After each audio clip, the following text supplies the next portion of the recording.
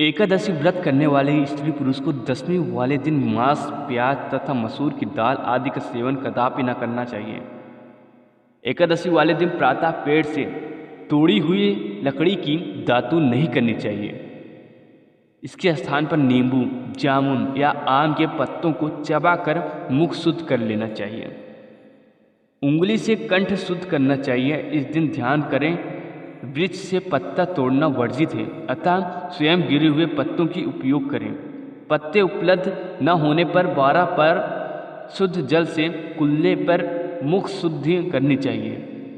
फिर स्नान कर मंदिर में जाकर गीता पाठ करना चाहिए या पुरोहित दादी से सुनना चाहिए। भगवान के सम्मुख इस प्रकार प्रण करना चाहिए, आज मैं दुराचारी, चोर व पखंडी व्यक्ति से बात व्यवहार नहीं करूँगा, किसी से कड़वी बात पर उसका दिल नहीं दुखाऊंगा, गाय, ब्राह्मण आदि को फलाहार व अन्नादि देकर प्रसन्न करूंगा, रात्रि जागर पर कीर्तन करूंगा, ओम नमो भगवते वासुदेवाय इस 12 अक्षर मंत्र का जाप करूंगा। राम, कृष्ण इत्यादि विष्णु सहस्त्र नाम को कंठ का आभूषण पहनाऊंगा।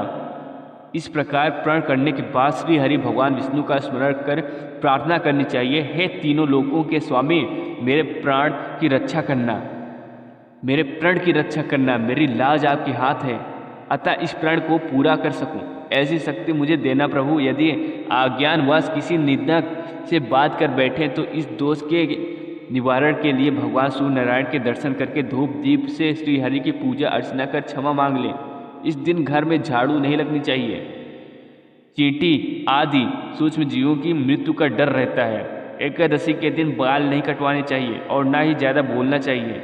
ज़्यादा बोलने से न बोलने योग्य वचन की मुख से निकल जाते हैं। एकादशी वाले दिन यथाशक्ति अन्न दान करना चाहिए, परंतु स्वयं किसी का दिया अन्न हुआ कदापि न लें। असत्य वचन व कपटापी कुकर्मों से दूर रहना चाहिए।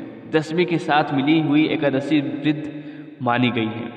शिव उपासक तो इसको मान लेते हैं, परंतु वैष्णव योग द्वादशी से मिली हुई एकादशी का ही व्रत करें और त्रयोदशी आने से पूर्व व्रत का पारण कर लें। फलाहारी को गोभी, गाजर, सलजम, पालक, कुल्फा का साग इत्यादि का सेवन नहीं करना चाहिए, बल्कि आम, अंगूर, केला, बादाम, पिस्ता इत्यादि अमृत फलों का सेवन करना चाहिए। जो भी फलाहार ले भगवान को भोग लगाकर तथा तुलसी दाल छोड़कर ग्रहण कर लेना चाहिए। द्वादशी के दिन ब्राह्मणों को मिष्ठान, दक्षिणा आदि देकर प्रसन्न कर परिक्रमा लेनी चाहिए। किसी संबंधी की मृत्यु होने पर उस दिन एकादशी व्रत रखकर उसका फल उसे संकल्प कर देना चाहिए और श्री गंगा जी के पुष्प में अस्थि प्रवाह करने पर ही एकादशी व्रत रखकर हर प्राणी के निमित्त दे देना चाहिए। प्राणी मात्र को प्रभु का अवतार समझकर किसी प्रकार का छल कपट नहीं करना चाहिए। मीठे वचन बोलने चाहिए। अपना अपमान करने या कड़वे शब्द बोलने वाले को भी आशीर्वाद देना चाहिए।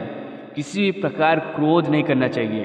क्रोध चंडाल का रूप होता है। देव रूप को संतोष कर लेना चाहिए। संतोष का फल हमेशा मीठा होता है। सत्य वचन बोलने चाहिए तथा मन में दया भाव रखना चाहिए। इस विधि से व्रत करने वाला मनुष्य दिव्य फल को प्राप्त करता है। आइए आगे जानते हैं। व्रत सामग्री निम्न प्रकार से है: फूल, माला, फूल गुलाब की पंखुड़ियाँ, दूब आम के पत्ते, कुसा, तुलसी, रोले, मौली, धूप बत्ती, केसर, कपूर, सिंदूर, चंदन, प्रसाद में पेड़ा, बतासा, ऋतुफल, केला, पान, सुपारी, रुई, गंगाजल, अग्निहोत्र, भस्म, गोमूत्र, अबीर यानी गुलाल, अक्षत, अभ्रक, गुलाब जल, धान का लावा, इत्र, सीसा, इलायची, पंचमेवा, हल्दी, पीली सरसों, मेहंदी, नारियल, गोला, पंचपल्लव, बंद नवार, कच्चा सूत, मूंग की दाल, उड़द की दाल, उड़द काले, बिल्वपत्र, पंचरत्न, सप्तमृत्तिका, सप्तधान्य, पंचरंग एवं सर्वतोभद्र के लिए लाल सफेद वस्त्र, नवग्रह हेतु चौकी, घंटा, शंख, कलश, गंगा सागर, कटोरी, थाली, बाल्टी,